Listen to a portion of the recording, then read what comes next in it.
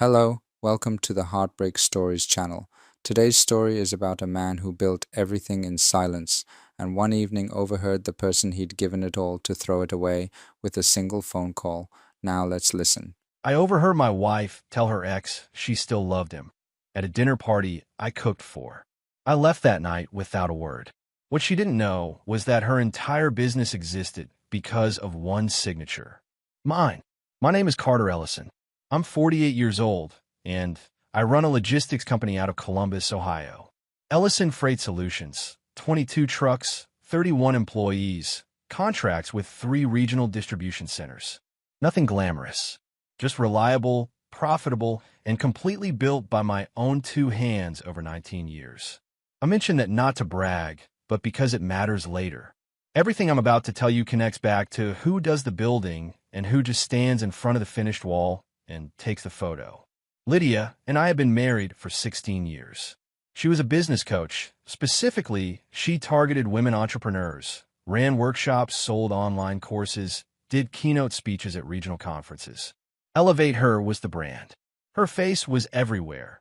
Podcast thumbnails, LinkedIn banners, Instagram reels where she talked about breaking the ceiling while wearing blazers that cost more than my first truck payment. And she was good at it. I'll give her that. Charismatic. Smart in the way that looks effortless from the outside. What nobody saw was the infrastructure behind the curtain. I did. I noticed things about Brian long before that evening. Brian Thatcher, my supposed best friend since college. We'd hunted together, watched games together. I'd been the best man at his wedding. But somewhere in the last year, his questions had gotten too specific. Too pointed. You mention anything to Lydia about the quarterly review? Or you thinking of expanding the fleet? Little things. At the time, I chalked it up to curiosity. Later, I understood it differently. The evening it all came apart was a Thursday in late October. Lydia was hosting a small dinner at our house, a celebration for a milestone in her coaching business. A 100-member online community. I grilled steaks on the back deck, refilled glasses, made sure everything ran smooth. The good husband, the reliable furnace. Around 8 o'clock, I stepped inside to grab another bottle of wine from the basement. Coming back up the stairs, I heard Lydia's voice from the hallway, just off the kitchen. She was on the phone, voice low, but not low enough. "He's steady. I'll give him that," she was saying with a laugh that I didn't recognize. Too loose. Too easy. But steady isn't exciting, Blake. You know that better than anyone. He folds his receipts. He color codes his filing cabinet. The man labels his label maker. A pause. Then, softer, "I still love you." I never stop. I stood at the bottom of that staircase for a full 10 seconds. The wine bottle was cold in my hand. The dinner noise drifted in from outside. Silverware, laughter, someone's kid chasing the dog across the yard. I walked back upstairs, set the bottle on the kitchen counter, and went out to the deck. Refilled glasses. Smiled when someone made a joke. Cleared plates when the evening wound down. Brian caught my eye once near the end of the night, gave me a small nod across the table. I nodded back. Neither of us said anything, but I filed that look away like a document I knew I'd need later. After the guests left, Lydia ran the dishwasher and told me it had been a great night. I agreed. She went upstairs. I sat in the kitchen with a glass of water and a legal pad, writing 3 columns. What I knew, what I suspected, and what I needed to confirm. By midnight, I had a list. By 1 in the morning, I had a plan. I went upstairs, took my duffel from the closet shelf, and packed quietly. I left my wedding ring on the nightstand, not as a statement, just because it no longer fit the version of me that was walking out the door. I tore a page off the legal pad and wrote 7 words. "I heard you. Don't bother explaining it." I folded it under a phone charger. I locked the front door behind me, loaded the duffel into my truck, and drove to the furnished apartment I'd quietly leased 3 weeks earlier, because I'd heard enough of those pointed questions from Brian, and something in me had started preparing before I even admitted it to myself. I didn't feel broken. I felt clear, like a fog had finally lifted off the highway, and I could see exactly where the road was going. The next morning, I called my attorney, Robert Dean, and told him it was time. He already knew what that meant. We'd spoken twice in the past month. He said, "The paperwork is ready. Say the word." I said the word. People always assumed Lydia built Elevate Her from scratch. She let them assume that. It made for a better story. The self-made woman, the bootstrap brand, the hustle narrative she sold in every keynote. And she was convincing. I'll give her that much. What she never mentioned in those keynotes was the name on the original LLC filing. Mine. Let me back up 3 years. Lydia had the vision, the voice, and the audience instinct. What she didn't have was clean financials. Her first marriage had ended badly. A business partnership gone sideways. A judgment lien still sitting on her personal credit, and a tax liability she'd been quietly chipping away at for years. When she wanted to launch Elevate Her as a formal business entity, she ran into walls. The banks weren't interested. 2 investors she approached backed out when they pulled her credit report. So she came to me. Just until I get established, she told me one evening at the kitchen table, spreading out her notes like she was presenting to a board. I need a clean channel. You set up the LLC, hold the initial contracts, and once the revenue is stable, we transition everything into my name. I agreed. Because I loved her, and because I believed her, and because at 45 years old, I was apparently still capable of mistaking a business arrangement for a romantic gesture. I filed the LLC, Ellison Advisory Group, in my name. I leased the original office space. I opened the business accounts, signed the vendor contracts, and built the compliance structure from the ground up. I paid the web developers, the graphic designer, the first marketing agency she hired. When she needed a clean channel for her initial investor round, a group of 3 women who didn't want their names on anything public yet, I filtered $140,000 through Ellison Advisory's accounts because Lydia's name still couldn't touch a funding document without triggering flags. She was the face. I was the frame the face hung on. And buried in the operating agreement, on page 19, was a clause I drafted with Robert Dean during those early weeks. Standard language, Lydia had called it when she initialed it. She'd been in a hurry that day, heading to a workshop in Cincinnati, and she'd flipped through the pages fast, pen moving before she finished reading. The clause read, in plain terms, that in the event of separation or dissolution of the partnership arrangement, all intellectual property, licensing rights, and fiduciary authority reverted to the originating signatory. Me. She never asked about it again. Why would she? I was the reliable furnace. I didn't pull surprises. What Lydia also didn't know was what I'd discovered about her finances 11 months ago. I've been reviewing the quarterly reconciliation for Ellison Advisory, routine, something I did every quarter when I noticed a pattern in the outgoing transfers. 11 payments over 9 months, each between $3,800 and $6,200, all routed to a consulting entity called BF Strategic Resources. The registration on that LLC traced back to a P.O. box in Indianapolis. Blake Fenwick's area code. I didn't confront her. I printed the records, put them in a folder, and called Robert the next day. Then I called a contact I had at a regional accounting firm and asked him to take a quiet look at the transfers from a compliance standpoint. His assessment came back in 2 weeks. The payments lacked any corresponding service documentation. No contracts, no deliverables, no invoices that held up. In the eyes of the IRS, they looked like personal distributions disguised as business expenses. I filed that folder in my desk drawer and kept building the case. There was one more piece I'd put in motion 8 months ago. A competitor to Elevate Her had been quietly gaining traction in the Midwest market. A coaching platform called Groundwork Leadership with a cleaner curriculum and a stronger corporate client pipeline. I'd invested $85,000 through a third-party holding account, no name attached. The founder was a woman named Patricia Hale, a former corporate trainer who had the substance Lydia had always borrowed from others. Patricia didn't know who her silent investor was. She just knew the funding had arrived and the terms were fair. By the time Lydia's brand started losing clients, Groundwork Leadership would be ready to absorb them. That morning after I called Robert and gave him the word, I drove to the office, unlocked Suite 204, and sat at my desk. The morning light came through the blinds in clean, even strips. Mara, my office manager, arrived at 8:15, set a coffee on my desk without being asked, and said nothing about the fact that I looked like I hadn't slept. The Dean files, I told her. Everything in the red folder. He needs it by noon. She picked up the folder without hesitation. At the door, she paused. Carter, you doing okay? I took a sip of the coffee. I'm doing exactly what needs to be done. She nodded once and left. I opened my laptop and began drafting the first of several notifications. Account access changes, licensing transfers, vendor redirections. Each one precise, each one documented, each one irreversible.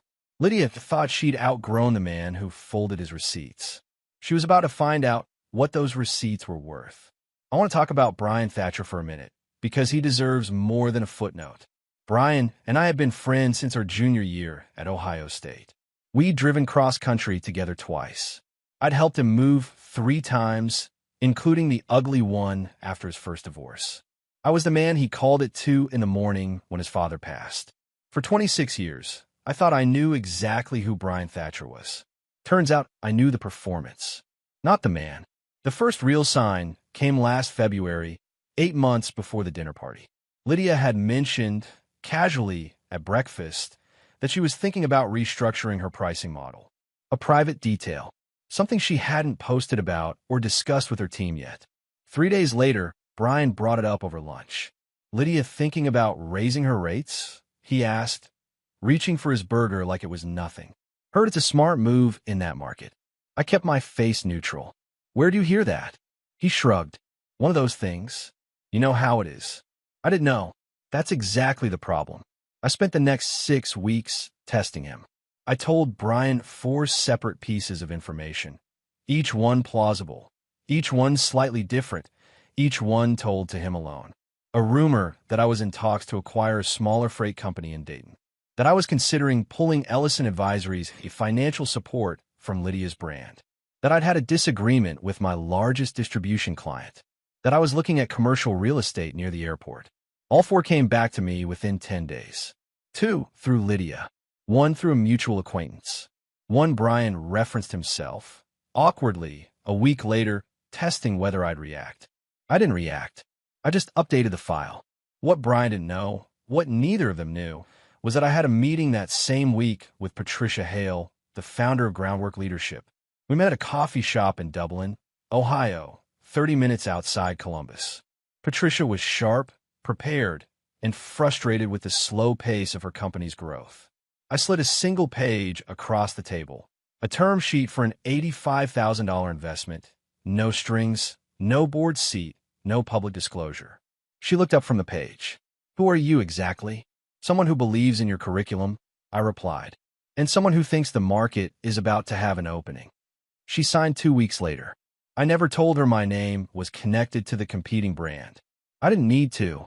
Patricia would build her business on her own merits. I was just removing the obstacle. Back at home, I kept my routine unchanged.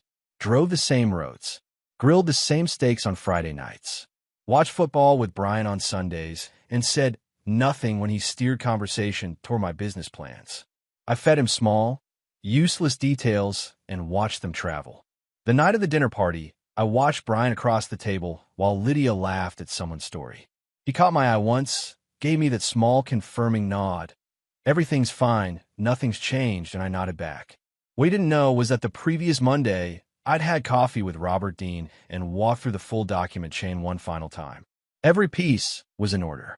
The LLC reversion clause, the IP contingency language, the financial transfer records linking Blake Fenwick's entity to Lydia's business accounts. Robert had submitted a quiet disclosure to the IRS compliance desk 48 hours earlier. Not a formal complaint, just a documented referral that would create a paper trail and trigger a routine inquiry. Brian's role in this was almost finished. One last piece remained. The morning after I left, I called him. 7:15 a.m. He picked up on the second ring, voice careful. Carter, hey, I heard you weren't home last night. Lydia called me. She did, I replied. I figured she would. A pause. You doing okay, man? I let a moment pass before answering. Brian, I know what you've been doing. I've known since February. I tested you 4 times, and you failed every one.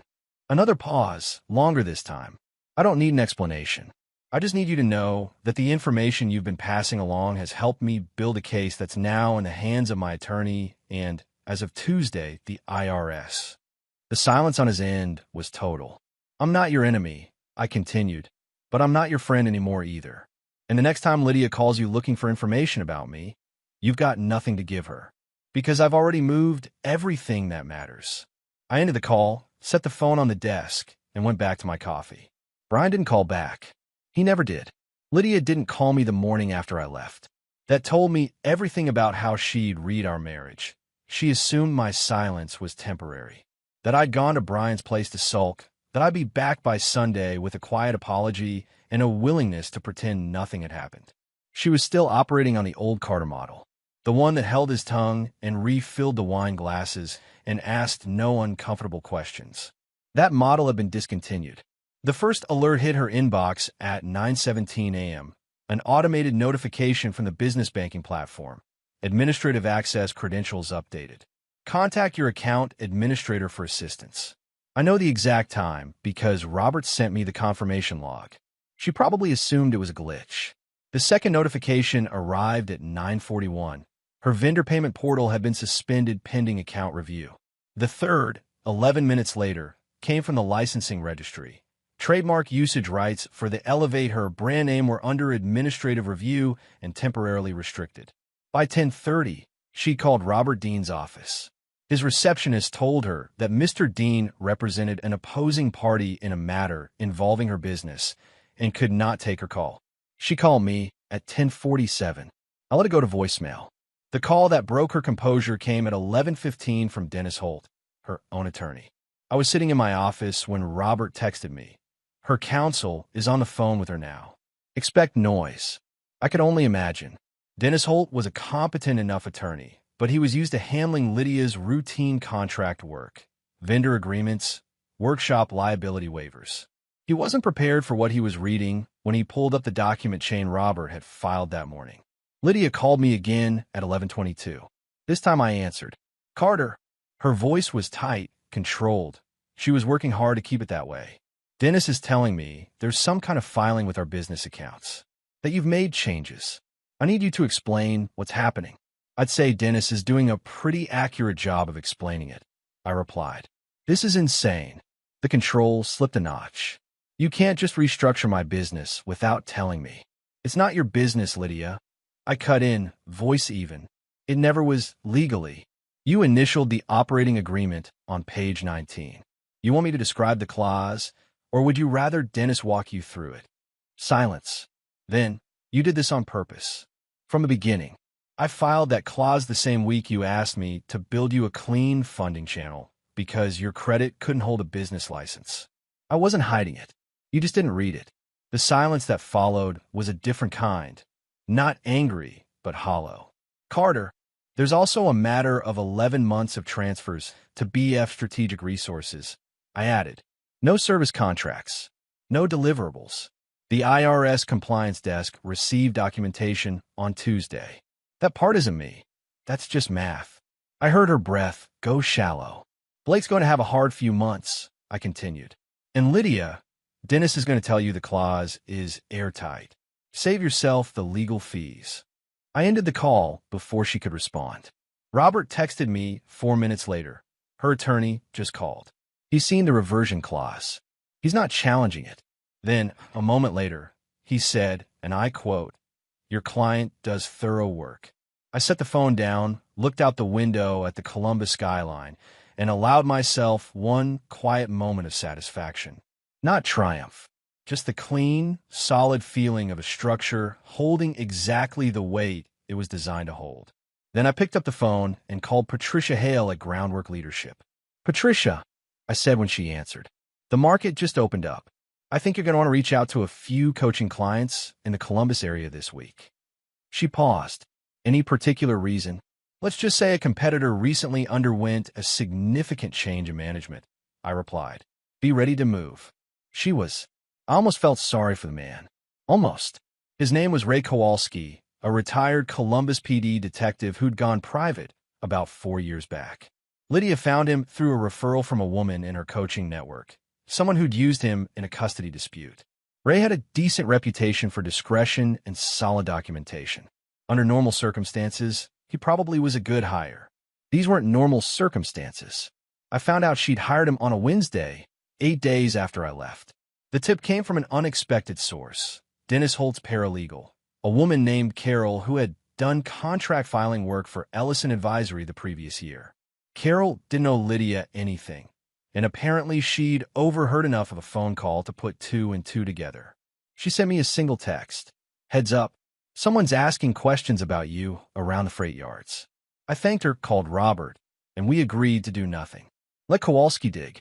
I had nothing to hide.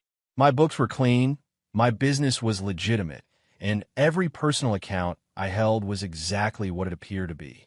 If anything, I was curious what he'd find when he started pulling on the threads that led back to Lydia. It took him 11 days. He called Lydia on a Thursday afternoon. Robert's contact at Dennis Holt's office passed along the detail and asked for an in-person meeting. The meeting lasted 2 hours. Afterward, Lydia called Dennis in what the paralegal described as a controlled panic. Robert laid it out for me the next morning over coffee in my office. Kowalski had found nothing actionable on me. My freight company was clean. Ellison Advisory's financials were documented and compliant. My personal accounts showed nothing unusual. He'd interviewed 3 of my employees, 2 of my distribution clients, and a neighbor. Everyone said the same thing. Carter Ellison was organized, direct, and kept his professional and personal life clean. But Kowalski was thorough, and thorough men follow every thread, not just the ones they're paid to follow. In reviewing the financial connections between Ellison Advisory and Overheard, he'd pulled transaction records going back 30 months. He'd found BF Strategic Resources before I even had to point anyone toward it. 11 payments, no service documentation, originating from a business account that technically ran through my company's infrastructure. Robert slid a folder across the desk. Inside was a summary Kowalski had apparently prepared for Lydia, an honest professional's disclosure that what he'd uncovered could create significant legal exposure for his client, not the target. He told her straight, Robert said, leaning back. Professional obligation. He couldn't sit on documentation of potential financial misconduct just because she was the one writing his checks. I read through the summary. Clean, methodical work. I actually respected it. She tried to pay him to bury it, Robert added. I looked up. He declined, refunded half his retainer, and walked. Robert picked up his coffee. The documentation is now in his files. If anyone subpoenas his records in connection with the IRS inquiry, it's all there. I set the folder down and looked out the window for a moment. Lydia had hired a man to find dirt on me, and he'd come back with a shovel full of her own. There was a particular justice in that which required no commentary. Does she know the IRS referral is already active? I asked. She does now, Robert replied. Dennis told her yesterday. She's got bigger problems than the reversion clause at this point. I nodded, finished my coffee, and moved on to the next item on my list. There was still one conversation I hadn't had yet, one that I've been expecting for about a week. Blake Fenwick showed up the following Tuesday. He called first, which surprised me. I'd expected him to show up unannounced, all chest and bravado. Instead, I got a voicemail, careful, measured, the voice of a man who'd been coached on what to say. He wanted to talk. Man to man. Clear the air. I texted back one line, Tuesday, 10 a.m. My office. He arrived 3 minutes early, which told me he was nervous. Blake Fenwick was taller than I'd imagined from the financial records, broad-shouldered, good haircut, the kind of man who'd been told he was impressive often enough to believe it completely. He wore a sport coat over a collared shirt and shook my hand with the practiced firmness of someone who'd read a book about first impressions. I offered him coffee. He accepted. I poured 2 cups and sat across from him at the small conference table, not behind my desk. Equal ground. I wanted him comfortable enough to talk. He started with an apology. Vague, nonspecific, the kind that acknowledges discomfort without admitting anything. I know this situation has been hard on everyone, he offered, wrapping both hands around the mug. I never wanted things to go this way. How did you want them to go? I asked, genuinely curious. He shifted. Lydia and I have a history. I won't pretend otherwise. But what's happening with her business? The account freezes, the legal filings, that's affecting real people. Her team, her clients. Her team has options, I replied. Her clients have options. That's actually something I've already been thinking about. He looked uncertain, like he'd expected a different response. He pressed forward. Carter, I'm asking you, man to man, to consider stepping back from whatever legal action you've set in motion. Give her a chance to rebuild. Whatever happened between you two, she doesn't deserve to lose everything. I let a moment pass. Then I stood up, walked to the side cabinet, and picked up a manila folder. I set it on the table in front of him and sat back down. That's a summary of 11 payments from Lydia's business account to BF Strategic Resources over the past 11 months, I said calmly. No service contracts. No deliverables. The IRS compliance desk received documentation on that transaction trail 9 days ago. That inquiry is now active, Blake, and your LLC is the named recipient. He stared at the folder without opening it. I didn't file that to hurt Lydia, I continued. I filed it because it's accurate. The money moved. The documentation doesn't exist. That's not a marital dispute. That's a compliance issue, and it existed before I walked out of that house. His jaw tightened. The confident posture was still there, but something behind his eyes had gone very quiet. You should get an attorney, I said, not unkindly. A good one. Not for the conversation you thought you were coming here to have, but for the one the IRS is eventually going to want. Blake stood slowly, left the coffee untouched, and picked up his jacket from the back of the chair. At the door he turned, and for a moment I thought he might say something worth hearing. Instead, he just looked at me with an expression caught between anger and the dawning recognition that he'd walked into the wrong room. He left without another word. Blake walked in thinking he had leverage, and Carter didn't even flinch. That kind of calm under pressure isn't something you perform. That's who you actually are. I cleared the cups, filed the folder back in the cabinet, and checked my watch. 11:14. I had a call with Patricia Hale at noon. She'd already fielded inquiries from 3 of Lydia's former corporate clients. Groundwork leadership was moving fast. I wasn't angry at Blake Fenwick. Anger would have required me to care about him personally. I didn't. He was simply a variable in an equation that had already been solved. Lydia had a gift for identifying talent in other people and then failing to invest in it. She could spot potential from across a room. It was one of the things that made her an effective coach, ironically, but the moment that potential became useful to her operation, she stopped developing it and started consuming it. His name was Joel Tanner, 29 years old, a curriculum developer Lydia had hired 14 months ago to build the structured content behind her online courses. Joel was the reason Elevate Her had any intellectual backbone at all. He wrote the frameworks she delivered from stage. He built the workbooks her clients called transformational. He managed the course platform, the member portal, and the email automation sequences that drove 40% of her revenue. Lydia paid him $52,000 a year and introduced him to clients as my content guy. I met Joel twice at company events. Both times he'd struck me as someone doing 3 jobs while being compensated for one, with the particular quiet patience of a man who knows he's being underused but hasn't yet decided what to do about it. After I left, I reached out to him directly. Not immediately. I waited 10 days until the first wave of account disruptions had settled and it was clear the legal situation wasn't reversing. I sent a short email from my personal account. Joel, Carter Ellison here. If you're open to a conversation, I have something worth discussing. No pressure either way. He replied within 2 hours. We met for lunch the following Thursday at a restaurant downtown. He didn't waste time. I've been watching what's happening with the business accounts, he said, cutting into his sandwich. The platform locks, the licensing issues.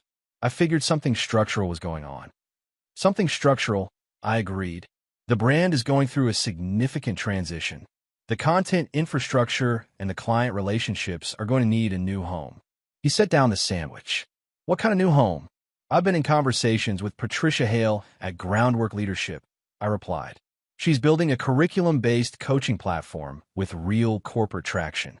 She needs someone who can architect the content system from the ground up, not patch together someone else's framework, but build it clean. Joel was quiet for a moment. What's the offer? $78,000 base, equity participation after 12 months, and your name on the content framework you build. Not content guy, architect. He picked up his sandwich again. When do I start?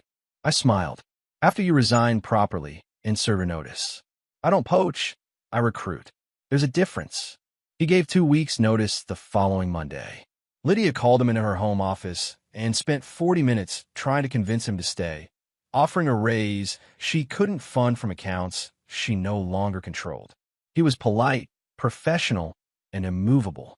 He called me afterward. She cried. He said, not unkindly. I felt bad about that part. You're allowed to feel bad, I replied. Leaving is still the right move. The larger blow came 3 days after Joel's departure. Hartfield Corporate Group, a regional business development firm that had been Lydia's anchor client for 2.5 years, representing roughly $180,000 in annual contract value, sent a formal notice of non-renewal. No personal statement, no phone call, just a clean 2-paragraph letter from their legal department, citing a review of vendor compliance documentation and a decision to transition to a new service provider. The new service provider was Groundwork Leadership. Patricia handled it with complete professionalism. She didn't gloat, didn't reference the transition publicly, just announced a new corporate partnership on her company's LinkedIn page. The post had 340 engagements by end of day. Lydia posted nothing. Her social accounts had gone quiet 10 days earlier, around the time her scheduled live streams stopped appearing and her domain redirected to a holding page. Robert called me that evening with a final update on the Kowalski documentation. The private investigator's files had been formally requested by the IRS field office handling the compliance inquiry. Blake Fenwick's attorney had entered an appearance, which meant Blake was now managing his own legal exposure independently from Lydia. The machine was running exactly as designed. I sat on the small balcony of my apartment that evening with a glass of water and the particular stillness of a man who has finished a large, complicated piece of work and can finally put down the tools. Not triumphant, just finished. Patricia texted at 9:15. Joel's first week was exceptional. Thank you for the introduction. I typed back. He did that himself. I just opened the door. The conference was called Midwest Business Forward. 3 days of panels, workshops, and networking at a convention center in downtown Columbus. I've been invited to speak on operational infrastructure for service businesses, which was not exactly the kind of topic that fills a room with excitement. But the organizers had wanted substance over spectacle this year. I arrived early, as I always do, checked the AV setup, walked the room, drank bad conference coffee, and reviewed my notes, which I didn't actually need because I've been living this material for 19 years. The room held about 90 people when the panel began. My co-panelists were a regional banker and a commercial real estate developer, both competent, both considerably louder than me. I let them set the tone and spoke when I had something specific to add. That approach always reads better to the audience than the man who talks most. 30 minutes in, I noticed her near the back. Lydia had come in quietly, taken an aisle seat 2 rows from the rear. She wore a gray blazer I didn't recognize, new but understated. No lapel mic, no conference lanyard, no speaker badge. Just an attendee. In a conference room, she would have walked into 6 months ago, expecting to be introduced from the stage. I didn't lose the thread of what I was saying. I finished my point about infrastructure documentation, took a question from the front row, and answered it the same way I would have if she weren't there. But I was aware of her, the way you're aware of weather. After the panel, the networking portion began. 3 of Lydia's former corporate clients made their way toward me within the first 20 minutes. Introductions I hadn't arranged, conversations that started themselves. Hartfield's operations director shook my hand and said Patricia Hale's onboarding process had been the smoothest vendor transition they'd experienced in 5 years. 2 others asked about Ellison Advisory's consulting services, apparently on a referral from someone in Patricia's network. I handled each conversation the same way, direct, specific, unhurried. No referencing Lydia. No explaining the backstory. Just the work. At one point, I turned to pick up a fresh glass of water from the side table and found Lydia standing 6 feet away. Not approaching, just present. She looked like a woman who had walked into a building she used to own and found the locks had been changed and the furniture rearranged, and everyone inside seemed perfectly comfortable with the new arrangement. Our eyes met. I gave her a small, neutral nod, the kind you'd give anyone you recognized in a professional setting. She didn't return it. She looked away first, adjusted the strap of her bag, and a few minutes later, I noticed she'd moved toward the exit. Joel Tanner was across the room, deep in conversation with Patricia Hale and two attendees from a corporate HR department. He was using his hands when he talked, animated in a way I'd never seen at the Lydia events. The way people get when they're doing work they actually believe in. I watched that for a moment. It was the detail that stayed with me longer than anything else that day. Not the former clients. Not Lydia's exit. Not the business cards I collected or the follow-up meetings I scheduled. Just Joel Tanner, finally in a room where someone had bothered to read his name tag correctly. On the drive back to the apartment, I got a call from Robert. The IRS inquiry had formally expanded. Blake Fenwick's entity, BF Strategic Resources, was now under active examination.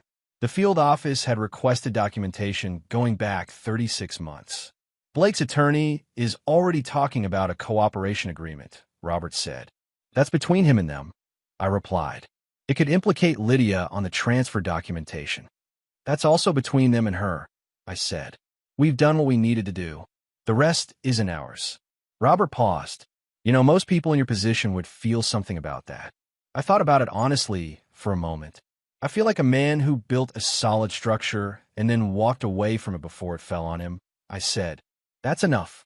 The divorce hearing was scheduled for a Tuesday morning in mid-January.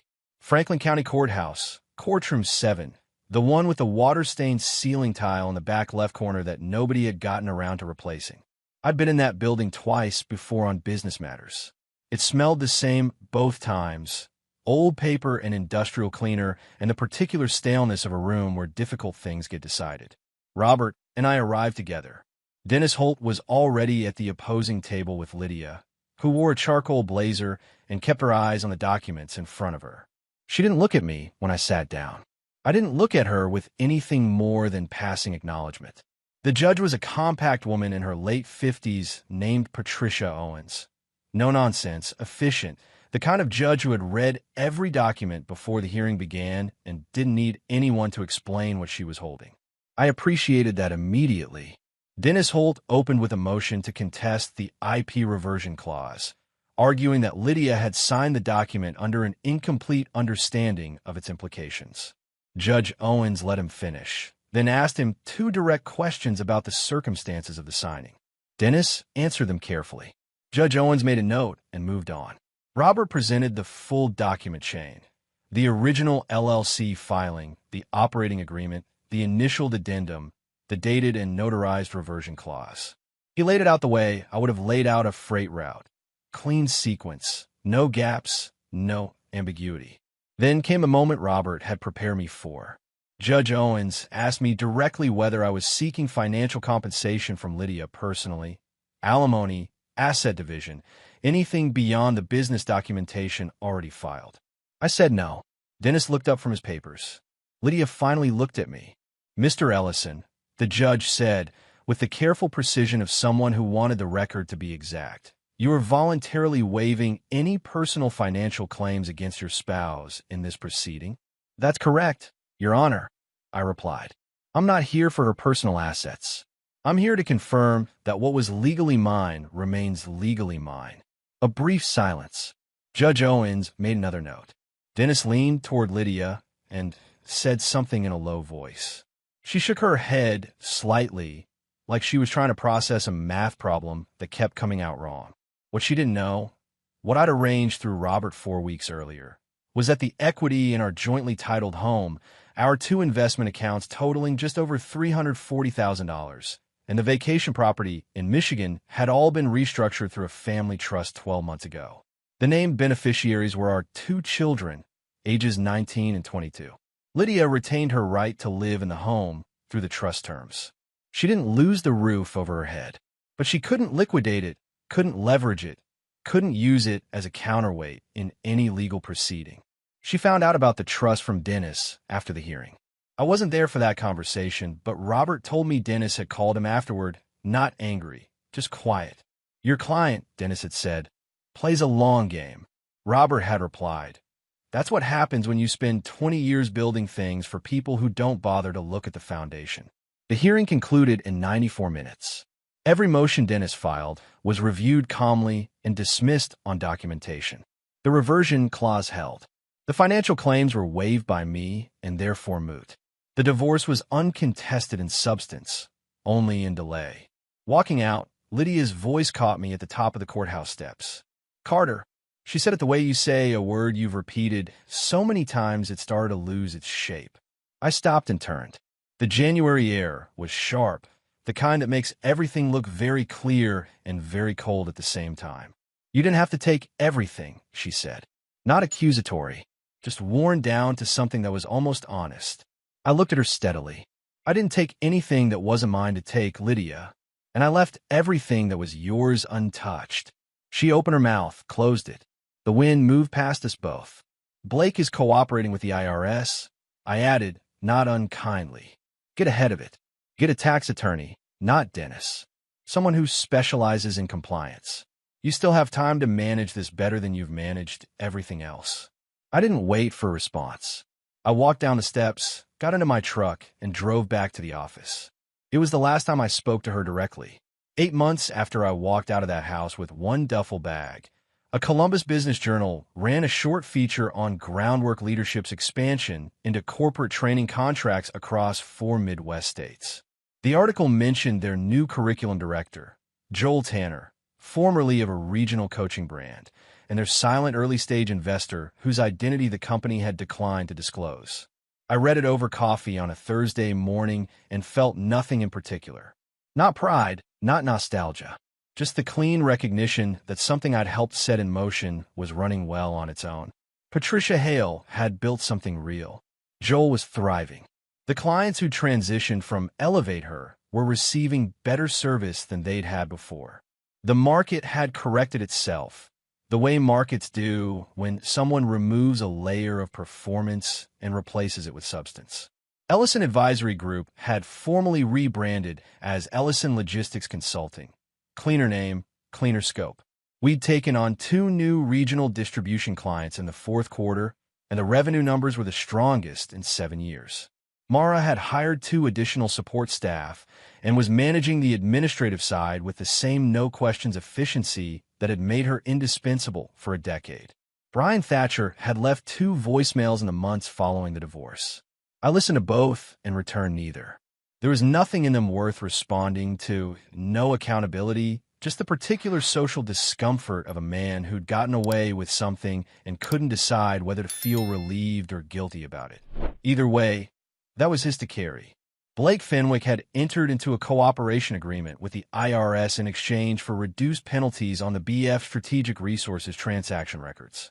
The formal assessment was still pending, but Robert had confirmed that Lydia was now working with a tax compliance attorney, which was the advice I'd given her on the courthouse steps, whether she wanted to hear it from me or not. The detail that surfaced publicly and that I hadn't planned for came through a community newsletter from a veteran support organization on the east side of Columbus. They ran a quarterly donor acknowledgement, and someone on their board, apparently moved by the recent coverage of the Groundwork story, had decided the time was right to thank their largest anonymous contributor of the past 4 years by name. They spelled it correctly. Carter T.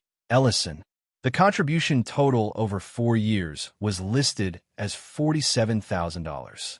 I got 12 calls that week from people who said they hadn't known. My response was the same each time. The work the organization did mattered, the anonymity had been intentional, and I was glad the families they serve were getting what they needed. One of those calls was from my son, Ryan, a 22-year-old who was finishing his last year of college and had apparently seen the newsletter on a community Facebook page. "Dad," he said, in that particular tone young men use when they're surprised by their fathers in a good way and don't quite know what to do with it. "Why didn't you ever say anything?" "Because it wasn't about me," I replied. He was quiet for a moment. Then, "I'm proud of you." I let that sit where it landed. On a Friday evening in early March, I drove out to the east side and stood outside the Veterans Center for a few minutes. Not for any particular reason, just to see the building. The lights were on inside. Through the window, I could see a group of men around a table, laughing at something, a card game or a story, one of them gesturing with both hands.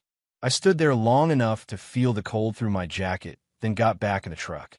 Some things you build for the photograph. Some things you build because the work itself is the point, and the building is its own reward, and you never needed anyone to notice because you always knew exactly what you were doing and why. I drove home through the dark Columbus streets, past the freight yards I'd built my business on, past the office park where Ellison Advisory's lights were off for the weekend, past the neighborhood where I used to live. I didn't slow down when I passed the house. There was nothing there that still belonged to me, and nothing I wanted back. The road ahead was open, and I knew exactly where it went. You know what I keep thinking about after this story? Carter never needed anyone to see what he was doing or why. He built things quietly, he gave generously without asking for credit, and when the moment came, he didn't destroy anyone. He simply stopped holding up a structure that was never appreciated. That's not revenge. That's a man finally choosing himself. Thank you for listening. Take care of yourselves, and I'll see you in the next one.